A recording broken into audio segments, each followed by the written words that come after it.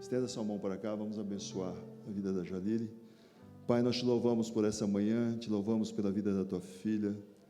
Que o Senhor a use de uma forma poderosa nessa manhã para trazer uma mensagem ao nosso coração, algo que possa marcar a nossa vida, algo que possa espiritualmente acrescentar às nossas vidas um pouco mais daquilo que o Senhor espera, aquilo que o Senhor deseja, aquilo que o Senhor tem realmente como um propósito individual e congregacional para a vida dessa igreja.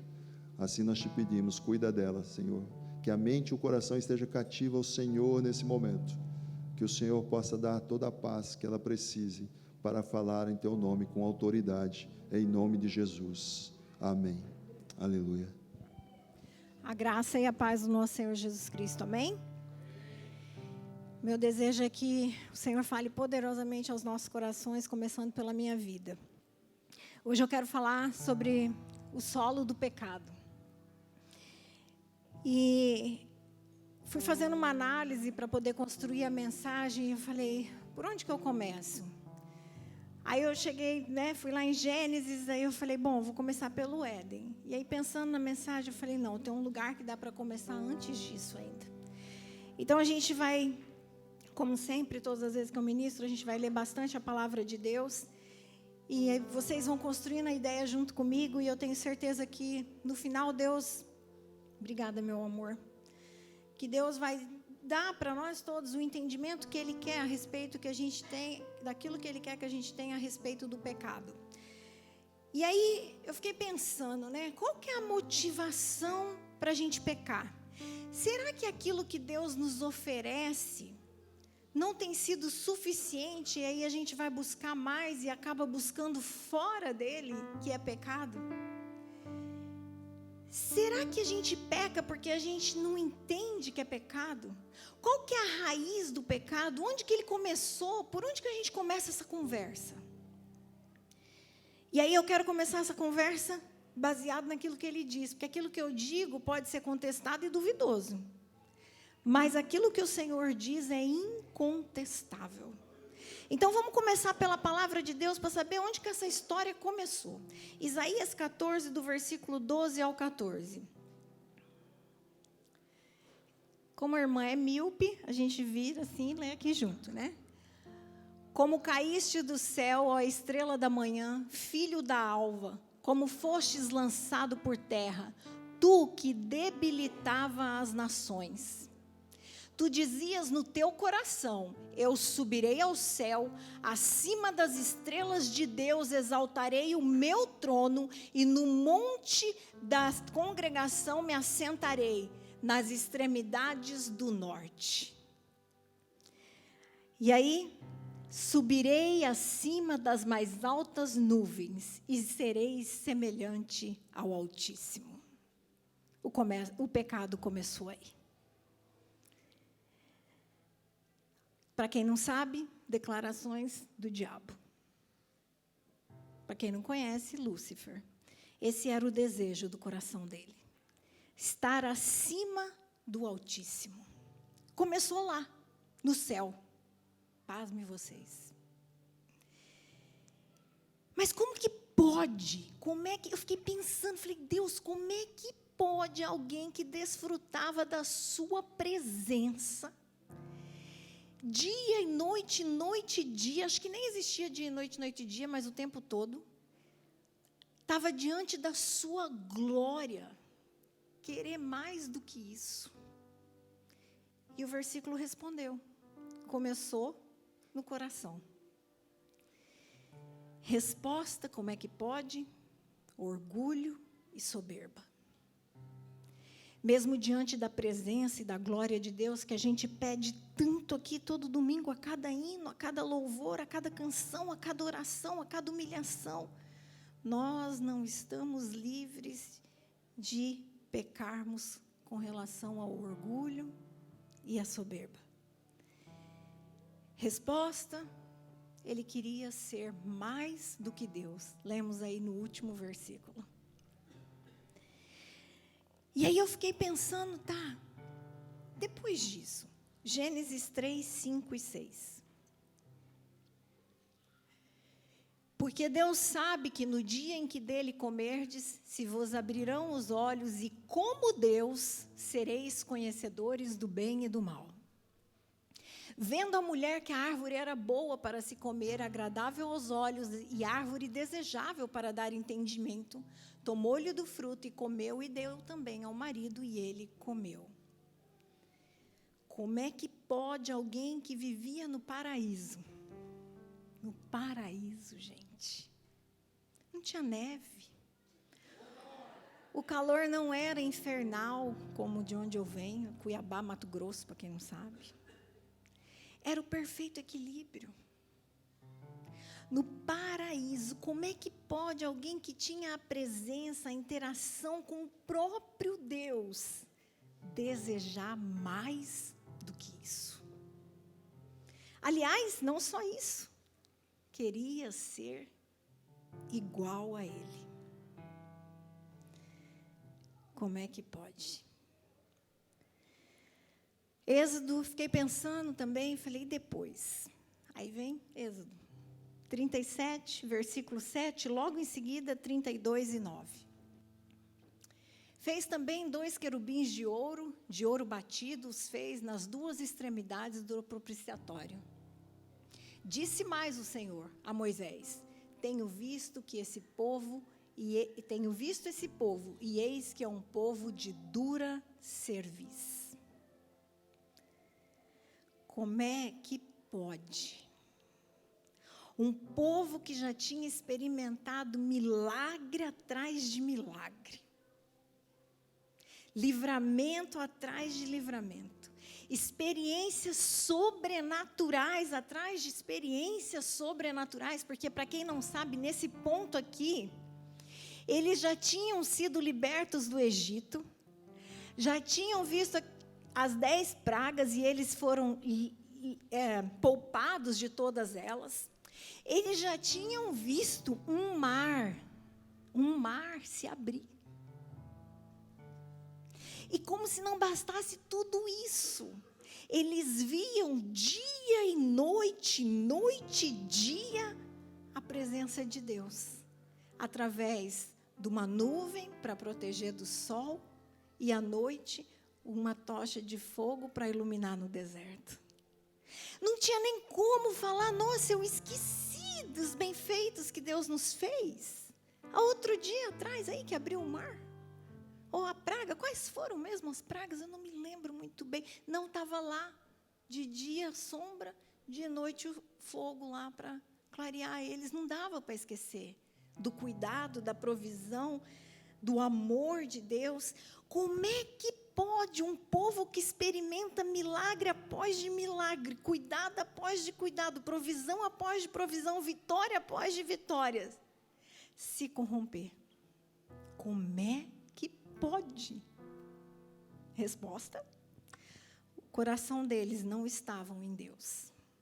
O coração deles estava em um Deus terreno, não em um Deus, um Salvador espiritual, mas num Deus terreno, que tinha que atender e servir às suas necessidades, e não um Deus que governasse os teus desejos.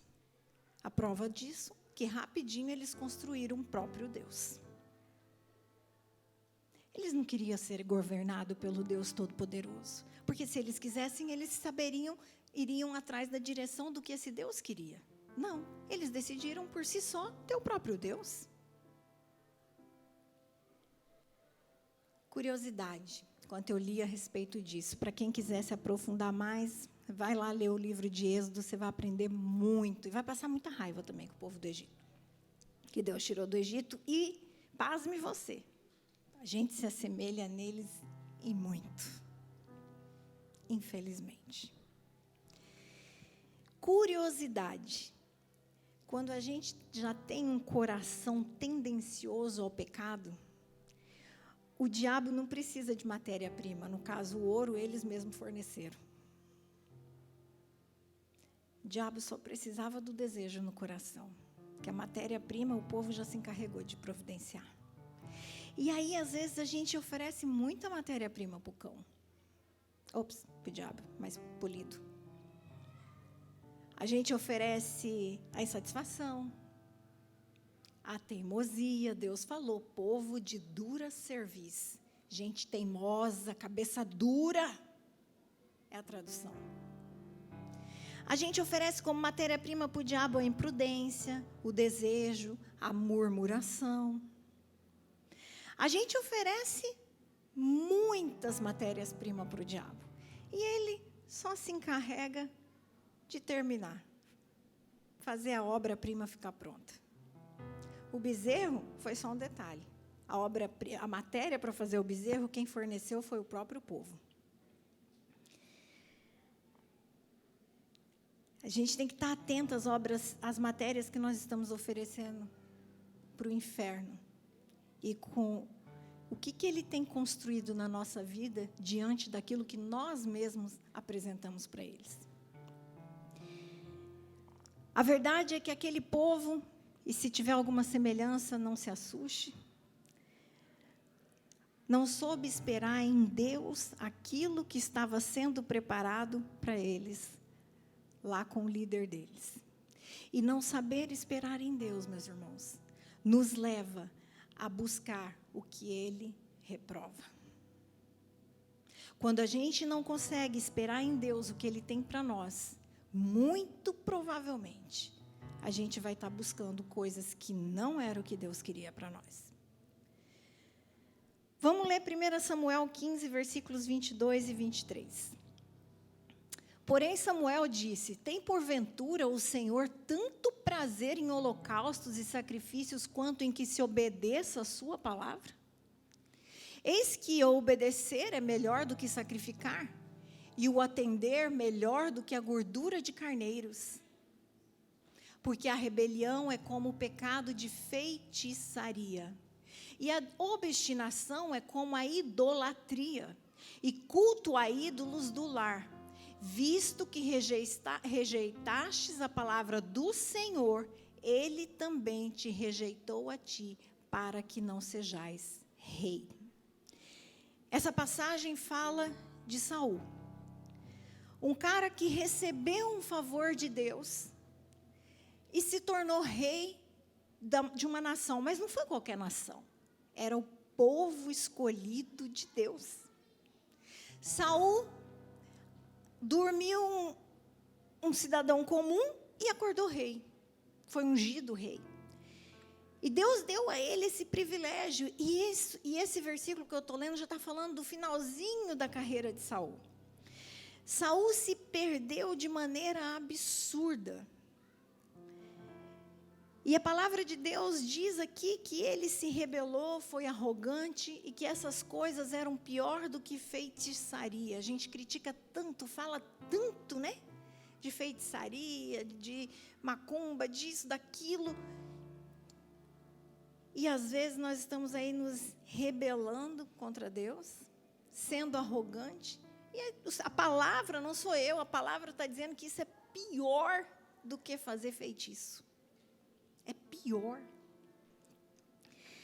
A arrogância é a idolatria de si mesmo.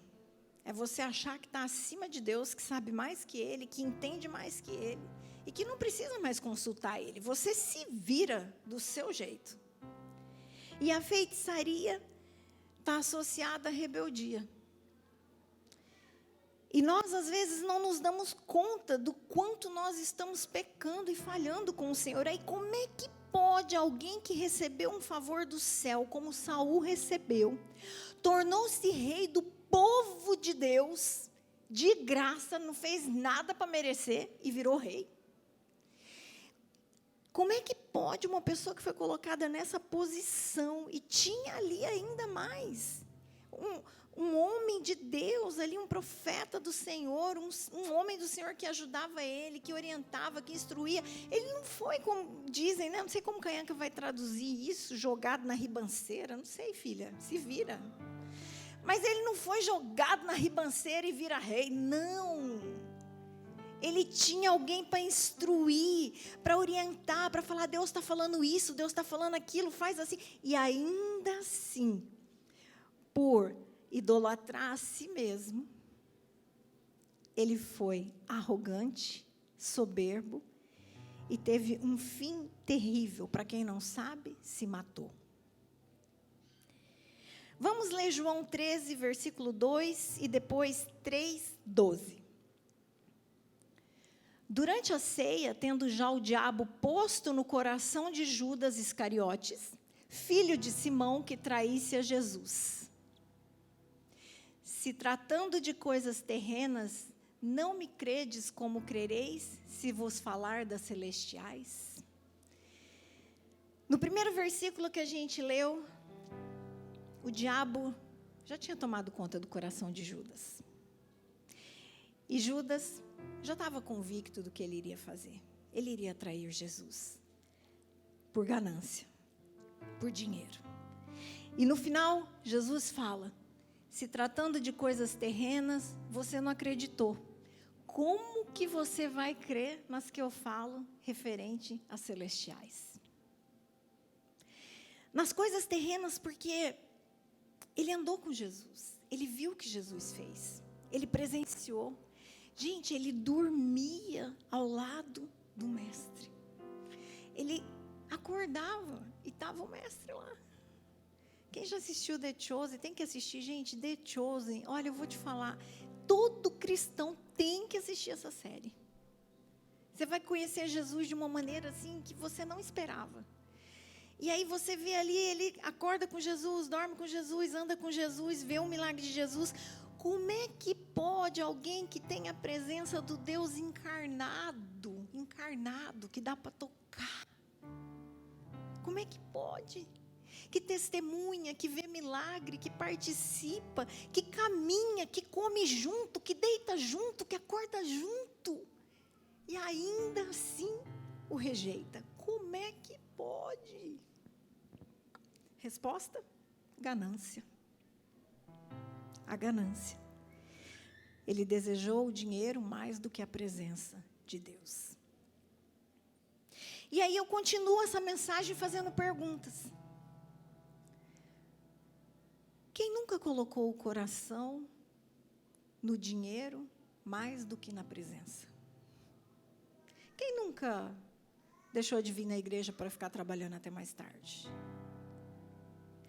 Quem nunca não se privou de participar de algo porque ia fazer umas horas a mais em algum lugar? Eu já fiz isso. Eu não sei você, mas eu já. Eu já perdi muitos cultos de domingo para servir mesa, porque o chips era bom no domingo.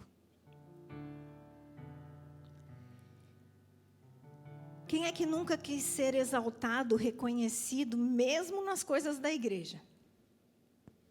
Quem nunca desejou uma glória para si mesmo? Uma boa performance? Quem nunca? Quem nunca foi obstinado, teimoso, inflexível, de dura servil? Quem nunca? Quem nunca foi rebelde ou arrogante diante de uma direção de Deus? Claramente sabia que não era aquilo que Deus esperava, que Deus queria, que Deus estava mandando fazer, que Deus pedia para não fazer, e fez. Sabia, não foi no engano. Tinha ciência, entendimento e consciência, razão, lucidez para saber que não era aquilo que deveria ser feito, e fez. Quem nunca? Quem nunca fez o que todos esses que eu dei exemplo em algum momento da vida já fez? Sabe o que a gente tem em comum com eles? Eu, hein, Jalil? Deus me livre, isola. Sabe o que a gente tem em comum com eles? O solo. Vulgo coração. Solo enganoso. É isso que a gente tem em comum com eles. Por razões diferentes, nós acabamos chegando todos no mesmo lugar. Longe da presença de Deus. Eles tiveram as razões deles, nós temos as nossas, praticamos as mesmas coisas e chegamos no mesmo lugar, longe da presença de Deus. Talvez aquele povo e a gente ainda não tenham entendido uma coisa. Nós nunca estivemos e nunca estaremos e não estamos diante de um Deus carrasco. Mas desde a fundação nós temos um Deus que ama com justiça. E todos nós seremos, sim, punidos com a consequência da escolha que fazemos com o nosso coração enganoso, do pecado que nós decidimos praticar. Sabe, gente, o amor de Deus, ele não anula a sua justiça. E a sua justiça não impede o seu amor. Eu vou repetir de novo, bem devagarzinho. O amor de Deus não anula a sua própria justiça.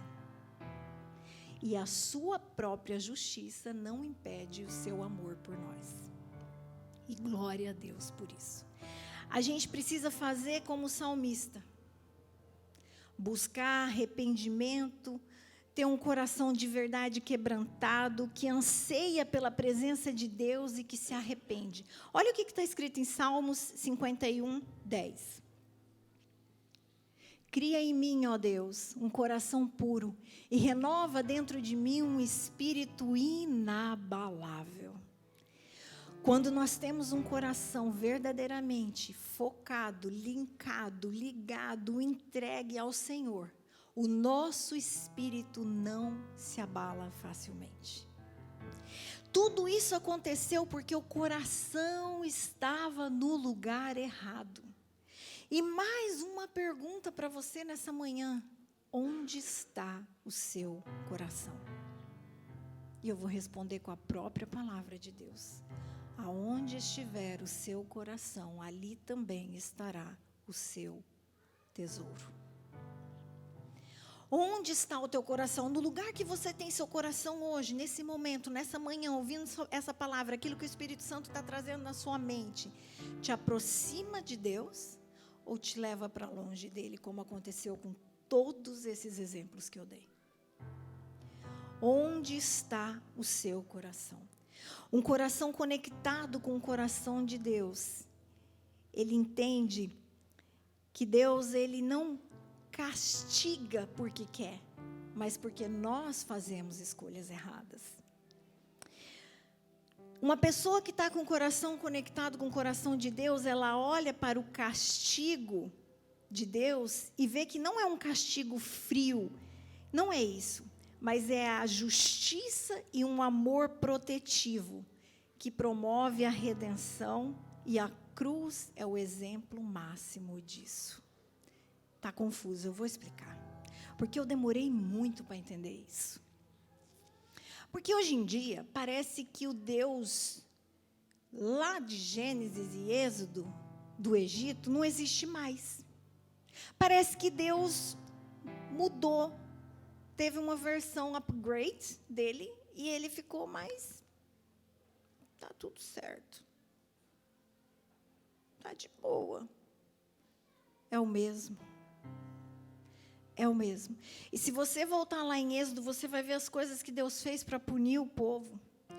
Que você olha assim e fala: Senhor, é o mesmo Deus.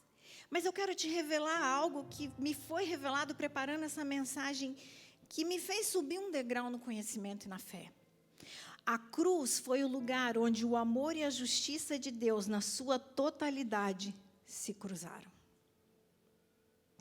A cruz foi o lugar onde a justiça do Deus do Egito e o amor pela minha e pela sua salvação se encontraram.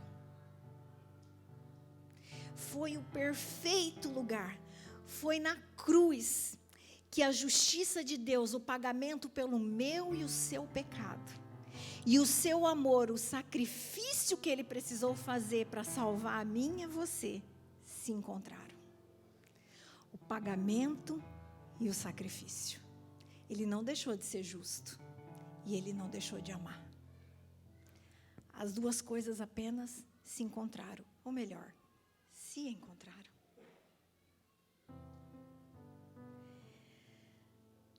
Primeira Samuel 16:7. Porém o Senhor disse a Samuel: não atentes para a sua aparência, nem para a sua altura, porque eu rejeitei, porque o Senhor não vê o que o homem vê, ou como o homem vê. O homem vê o exterior, porém o Senhor vê o solo. O Senhor vê o solo. Porque aonde estiver o seu coração, ali também estará o seu tesouro.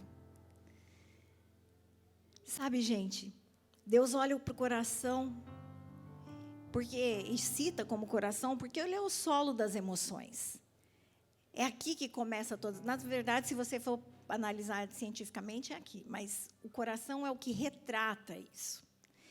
É aqui que começam as vontades, os desejos.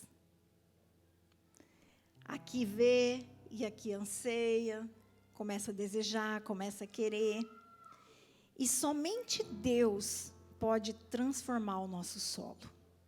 Leia comigo Provérbios 4:23. Sobre tudo que se deve guardar, guarda o coração, porque dele procedem as fontes de vida. Sobre tudo que se deve guardar, guarda o seu solo, porque dele procede aquilo que vai germinar na sua vida. Provérbios 19:21 diz que o coração do homem faz plano, mas a resposta final vem do Senhor. Sabe, o propósito de Deus sempre será mais forte do que os desejos do nosso coração. E não importa o que precisa acontecer para que Ele nos traga de volta para o seu propósito, Ele vai fazer. Quantas vezes necessário for para virar o seu solo, regar o seu solo, preparar o seu solo, até que você finalmente tenha um solo pronto para o Senhor. Será que a gente está de verdade crendo nessa conversa toda? Será? Será que a gente de fato acredita nisso, ou a gente está se movendo por aquilo que é finito, aquilo que acaba?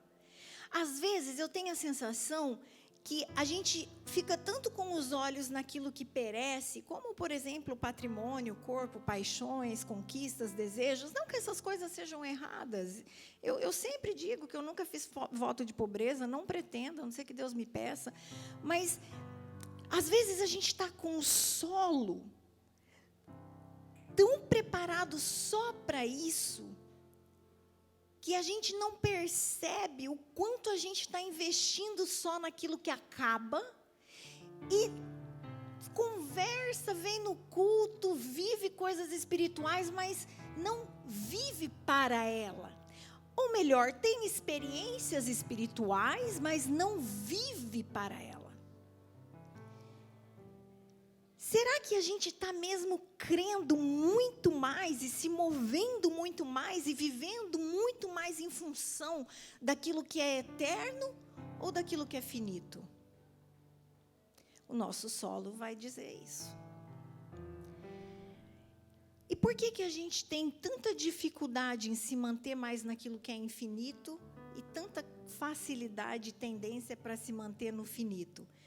Porque a carne milita contra o espírito. Tem sido assim desde o Éden.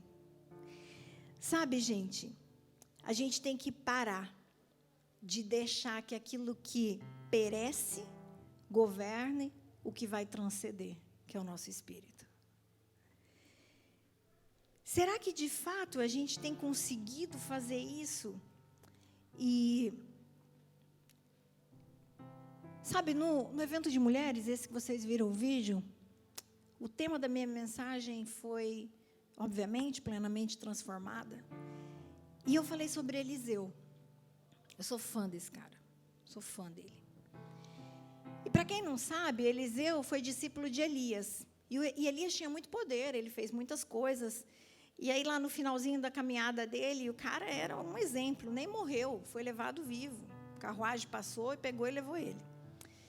E aí, Eliseu, antes disso acontecer, eles estavam indo juntos, assim, eu não vou pregar a mensagem do evento, mas só resumidamente, Elias virou para ele e falou assim, o que você quer, Eliseu? Aí ele falou, quero porção dobrada do que você tem.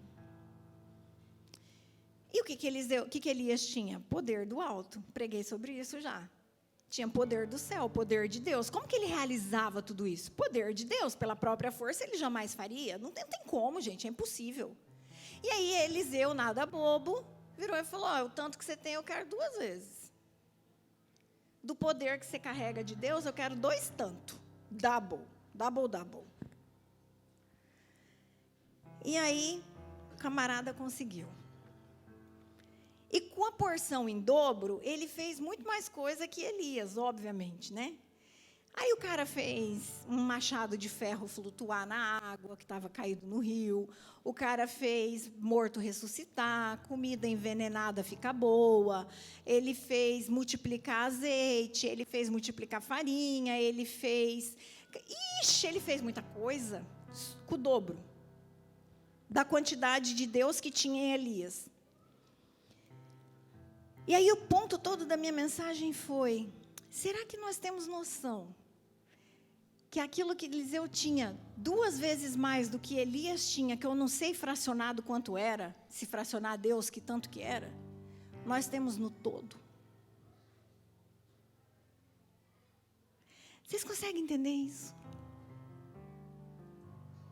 Eliseu tinha a porção dobrada de um Deus fracionado, vamos dizer assim, do poder de um Deus fracionado. E fez tudo o que fez. E o Senhor foi dizendo que coisas maiores nós faríamos, porque Ele estaria no meio de nós. E como se não bastasse, Ele habitaria em nós. Você tem noção, quando você chegar no céu, Eliseu foi lá falar para você, eu com 2 tanto, e você com tudo, o que você fez? Eu tinha só 2 tanto, 2. Cara, você tinha tudo, todo, habitava dentro de você, morava em você, falava com você. E o que você fez? Você tem noção que você tem o todo completo?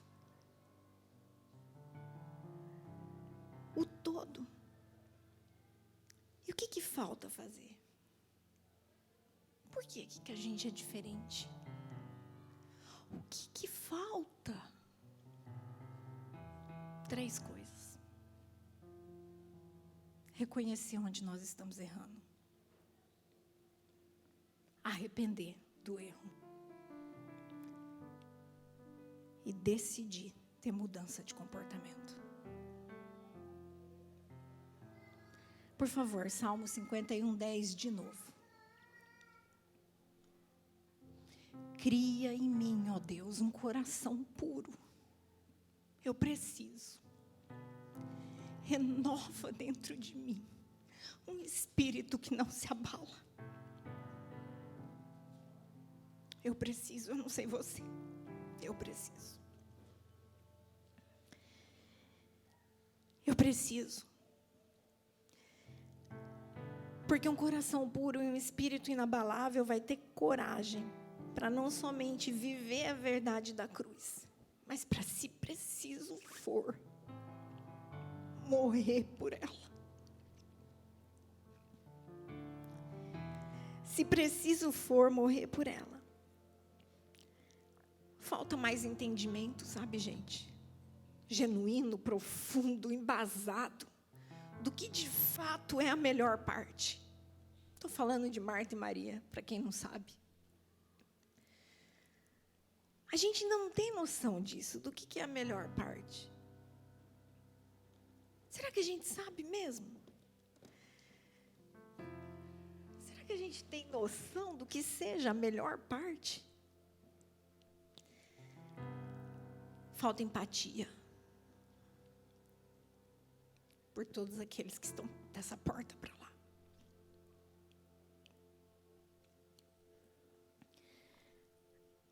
Falta humildade. para reconhecer o quanto a gente está confortável na nossa posição de salvos.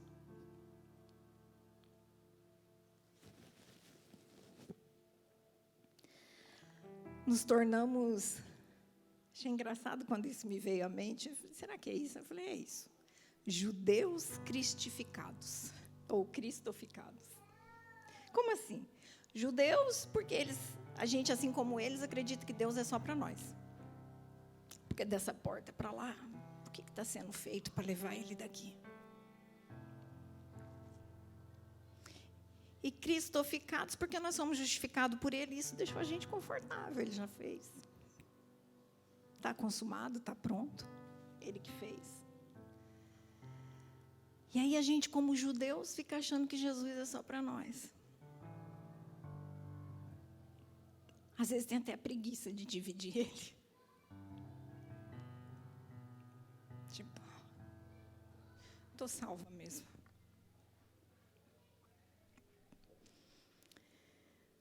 A verdade é que a gente se acomodou. Mas o mais incrível é que ninguém recebeu dispensa do exército. Por favor, Mateus 28, 19 e 20. Ide, portanto, fazei discípulos de todas as nações, batizando-os em nome do Pai, do Filho e do Espírito Santo, ensinando-os a guardar todas as coisas que vos tenho ordenado. Não é parte dela, são todas. Deus não negocia. Aqui entra a justiça e o amor. E eis que estou convosco todos os dias, até a consumação do século. Grava bem essa palavra. Ensinando-os a guardar todas as coisas que vos tenho ordenado. Existe uma versão que diz, ensinando a obedecer. Ninguém foi dispensado do exército. Eu sei que nem todos vão para a África, nem todos estão na Turquia, como Lucas, nem todos vão para a China, como foi falado aqui no último Perspectiva na aula passada, nem todos vão ter que enfrentar a New Zealand. Mas ninguém recebeu a dispensa do exército. Ninguém. E existe uma ordem, ir e fazer discípulos, batizar, ensinar a obedecer. Faz discípulo, batiza e ensina que tem que obedecer. Até quando? Até que ele venha. E se você parar para pensar aqui, eu fecho minha mensagem, do jeitinho que ela começou lá no céu, com o mesmo critério, Deus termina falando até a consumação dos séculos. Pode deixar o versículo 20. Do mesmo jeitinho, se não obedecer, não dá. Lúcifer caiu por desobediência, não quis se sujeitar ao que Deus tinha para ele, queria ser acima dele. Adão e Eva caíram por desobediência, comeram de um fruto que era proibido diante de um jardim inteiro. Quiseram desobedecer. O povo do Egito não obedeceu, colocou outro Deus diante dele. Saul não obedeceu, quis fazer coisas que ele não queria que fosse feito, que Deus não queria que fosse feito. Judas não obedeceu, negociou a vida do próprio Deus. Olha só, o autor da vida caminhava com ele e ele se matou. A desobediência faz a gente deixar de ver o quão grande é Deus. Faz a gente não ter noção do que significa muito mais que porção dobrada. Faz a gente negligenciar aquilo que Deus não vai negociar. Porque um dia já ficou muito bem determinado o tamanho do amor e o tamanho da justiça. A desobediência faz com que a gente queira ir contra situações que nós sabemos muito bem que, talvez antes da fundação, Deus jamais concordaria. A desobediência é a semente que todos os dias nós escolhemos se nós vamos ou não semear no nosso coração.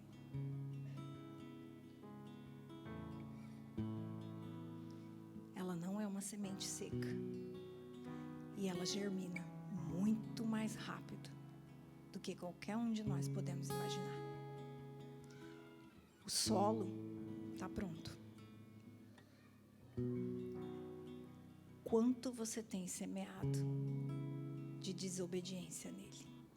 Essa é a reflexão que eu quero deixar hoje para você.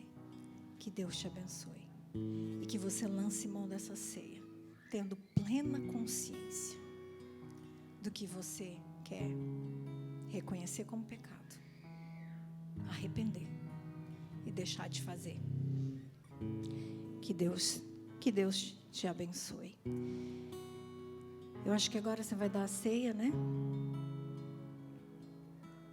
Eu quero fazer uma oração com você. Antes da ceia. Coloque-se de pé.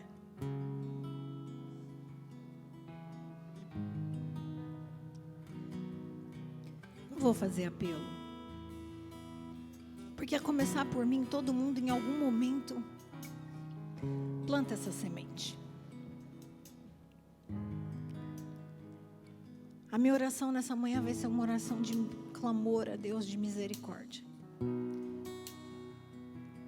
Para que a gente consiga resistir à tentação de não semear ela. Amado Deus, bondoso Pai, eu quero te agradecer, Senhor, por essa palavra, pelo seu amor, pela sua direção, pelo tanto que o Senhor nos ensina, pelo tanto que o Senhor ao mesmo tempo nos constrange. Porque o seu amor, ó Deus, nos confronta com a sua justiça. Que o Senhor tenha misericórdia de nós, ó Pai, e não nos permita sermos acomodados, folgados na fé. Gente folgada, que sabe muito bem o que precisa fazer, o que tem que fazer e não faz. Oh Deus, em nome de Jesus Cristo, me ajuda. Ajuda esse povo a não ser um crente folgado, que não se mexe, que não caminha em direção ao centro da tua vontade, que não tem se movido ao teu propósito, ó Pai, e que tem negligenciado, ó Deus, fundamentos tão básicos de uma vida contigo. Nos ajuda, Pai. Nos ajuda nessa manhã a tomarmos essa ceia, Deus, com o coração, com o nosso solo verdadeiramente regenerado, transformado, purificado, preparado, ó Deus, para aquilo que vem do Senhor para a nossa vida. Nos ajuda, Senhor, a jamais lançarmos mão da semente da desobediência, porque ela certamente entristece o teu coração e nos leva cada vez mais longe do Senhor e da tua presença.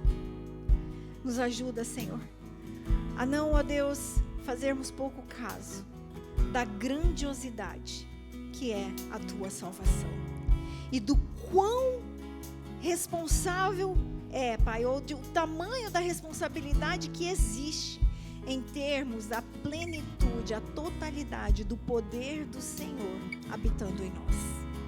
Nos ajuda, Senhor, a usarmos disso de maneira que venha agregar no teu reino, edificar as nossas vidas e nos preparar para uma vida eterna contigo.